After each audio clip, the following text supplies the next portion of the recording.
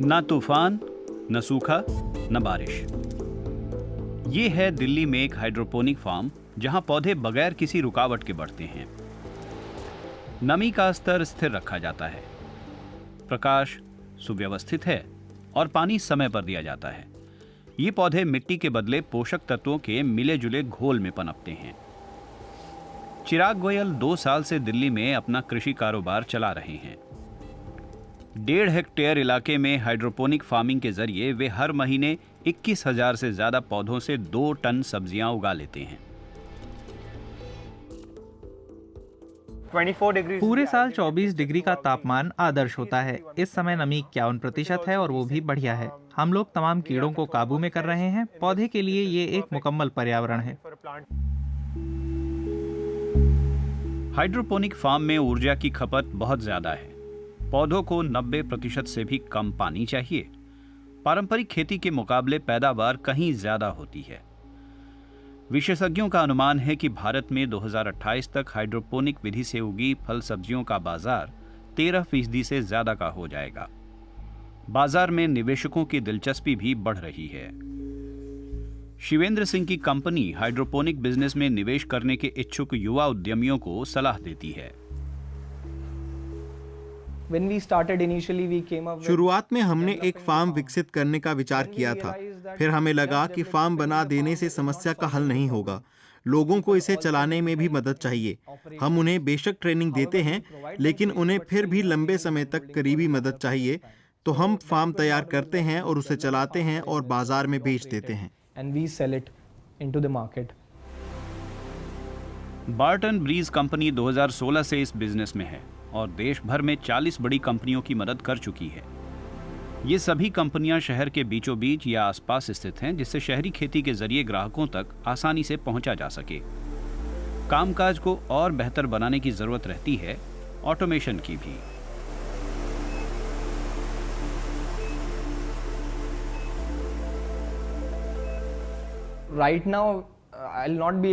फिलहाल मैं ये बता सकता हूँ कि एक तो हम लोग सेंसर आधारित टेक्नोलॉजी पर काम कर रहे हैं।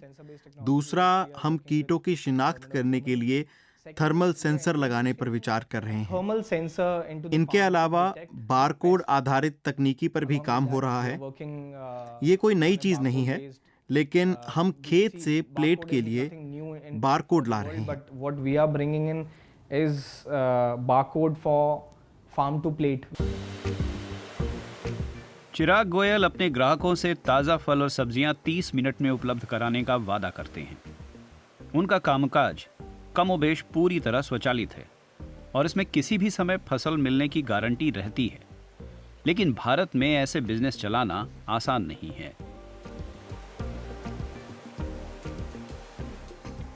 पहली बात तो ये है कि भारत के पास हाइड्रोपोनिक कल्चर या लोगों की ज़रूरतों, खान पान, उसे उगाने के सही समय को लेकर डेटा नहीं है। दूसरी बात है कीड़े मकोड़े, और हाँ, सरकार भी है। और तीसरी है सब्सिडी। मैं अब भी सब्सिडी के लिए लड़ रहा हूँ। सरकार से मुझे अब तक कुछ नहीं मिला है।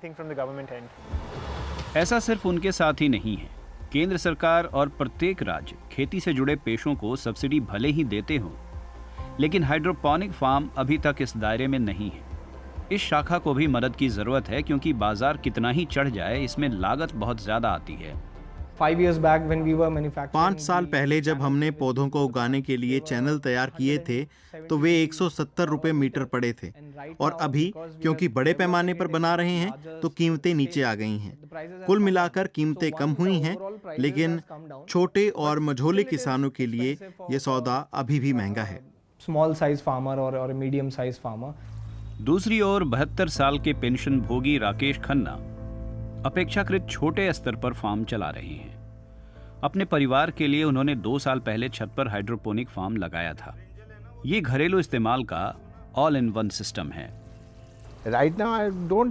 फिलहाल मेरे पास कोई ज्यादा बड़ा ढांचा नहीं है।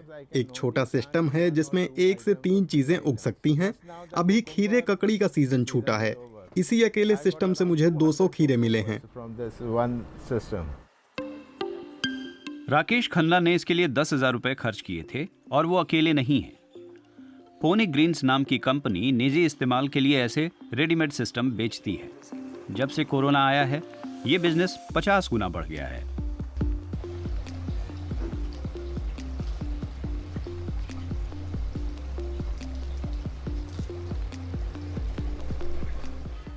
इन बहुत सारे फायदों की वजह से लोगों को लगता है कि यह आसान है, सस्ता है, बाहर नहीं जाना पड़ रहा।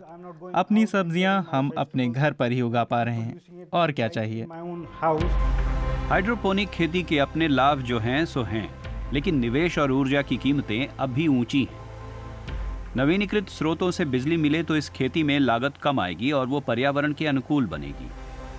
शहरवासियों के भोजन में हाइड्रोपोनिक विधि से उगी फल सब्जियों की अहमियत बनने में शायद और वक्त लगेगा।